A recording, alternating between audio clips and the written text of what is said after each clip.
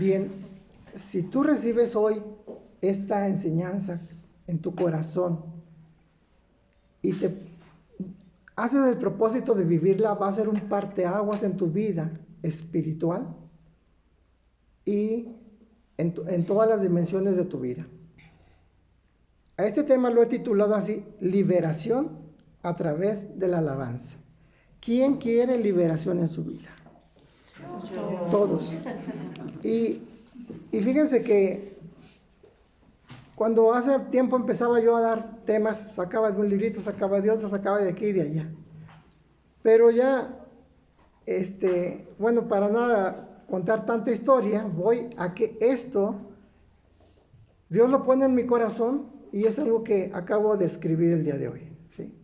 Es así fresquecito, es palabra fresca, espiritualmente hablando, para las almas sedientas, ¿verdad? Dice la Escritura: bienaventurados los que tienen hambre y sed, porque serán saciados.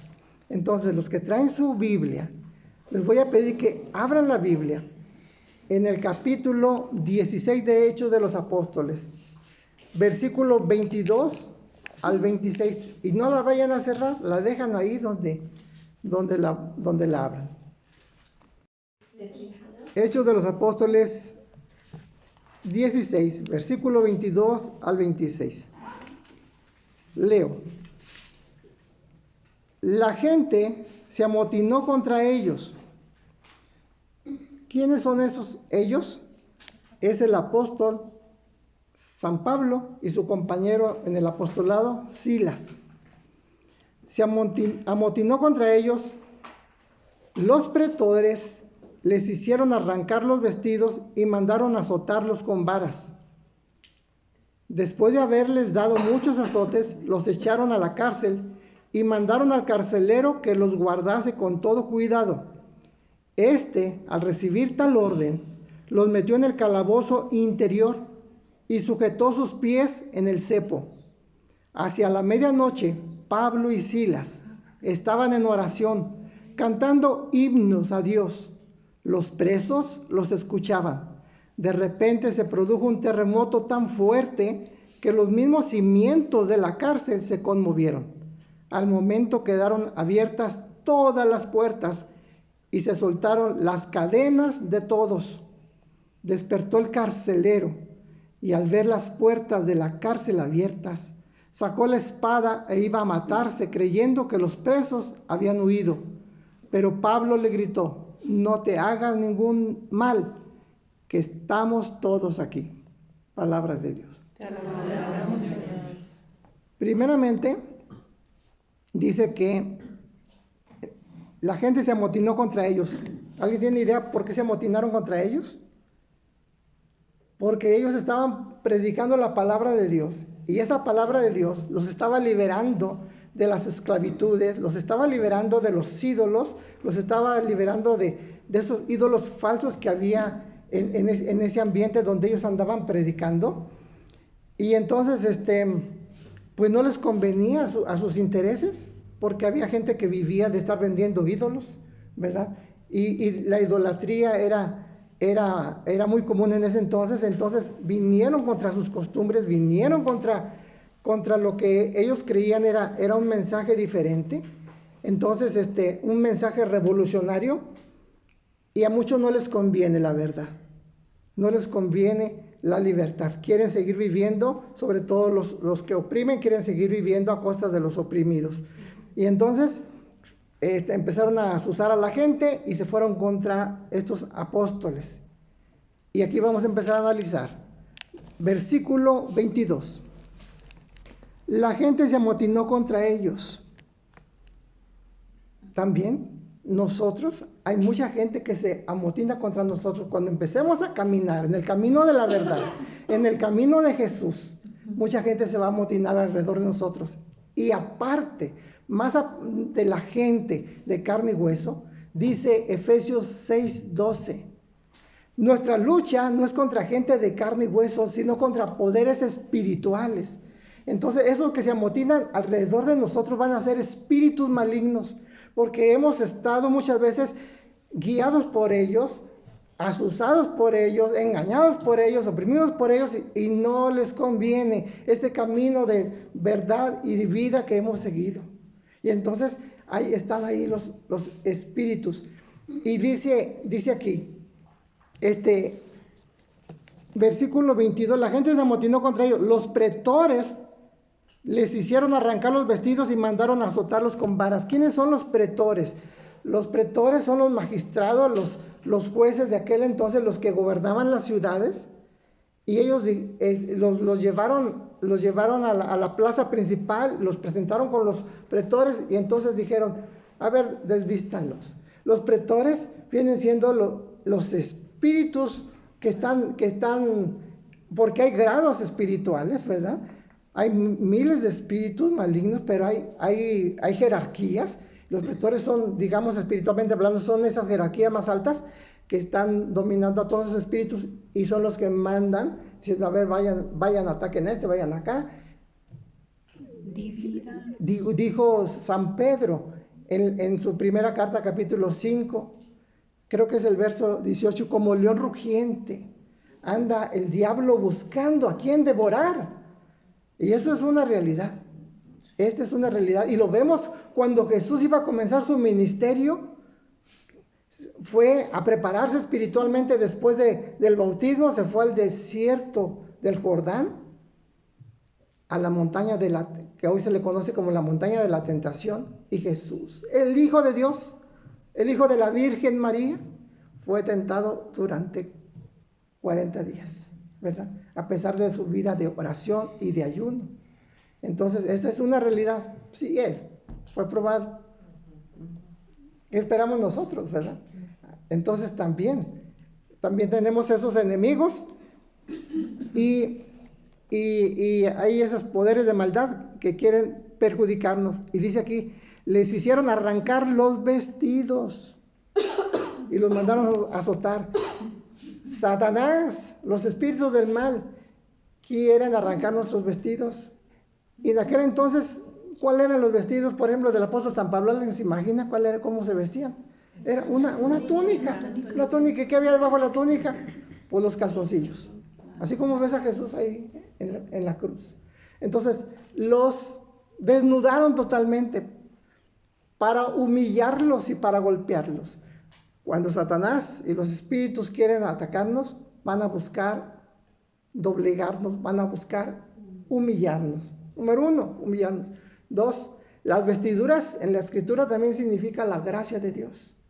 Que Dios nos recubre, nos reviste con su gracia, lo vimos en el retiro, nos reviste, ¿verdad? Entonces, nos quita las vestiduras porque quiere que perdamos la gracia de Dios. Y una vez que perdemos la gracia de Dios, somos fácil presa del enemigo. Y entonces el enemigo nos quiere azotar. Entonces, número 1, humillarnos. Número 2, quitarnos la gracia. Y número 3, desprotegernos, ¿verdad? ¿Para qué desprotegernos? Va a decir el versículo 23. Después de haberle dado muchos azotes, los echaron a la cárcel.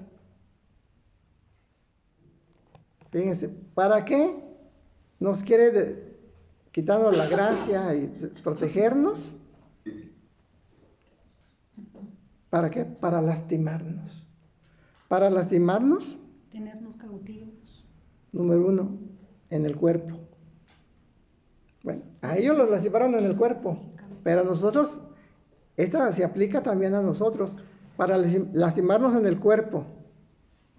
¿Cómo es en el cuerpo? Con enfermedades. Para lastimarnos en nuestros bienes. La economía. La escasez, el endeudamiento, lastimar tu economía. Número 3, para lastimar tu alma, que es lo más peligroso. Ahí viene el desánimo, viene la depresión, viene el desaliento, viene la ansiedad, todo eso que está ahí en el alma. Para lastimar tus relaciones. Y yo te pregunto, ¿acaso tú estás recibiendo alguno de estos azotes? Sí. ¿Hay algún azote de estos en tu vida? son azotes del enemigo, porque Dios no nos manda esos azotes. Dice, es que Dios nos mandó castigar. No, ¿por qué le echamos la culpa a Dios? Versículo 23 al final dice, para después de azotarnos, ¿qué quiere hacer después de estarnos azotando? ¿Qué dice ahí? Echarnos a la cárcel. Esclavizarnos, que estemos cautivos, echarnos a la cárcel. Entonces, cuando tú estás recibiendo tu azote, llega un momento en que ya no sientes, dice, como dice, lo duro, sino lo tupido, y quedas esclavizado. Quedas esclavizado. Versículo 24 dice, el carcelero, al recibir la orden de que los esclavizara, los metiera a la cárcel, los metió en el calabozo interior. En el calabozo interior y sujetó sus pies en el cepo. Nuestro calabozo interior, donde humanamente nada podemos hacer. ¿Hay algún calabozo interior? Aquí ese calabozo interior que nadie conoce, solamente tú sabes.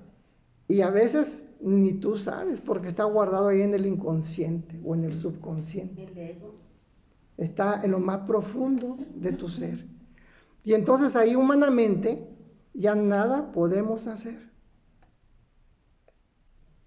Ni el yoga, ni las rosacruces, ni las meditaciones orientales, ni el reiki, ni la brujería, o todos esos caminos de la nueva era que buscamos para salir adelante.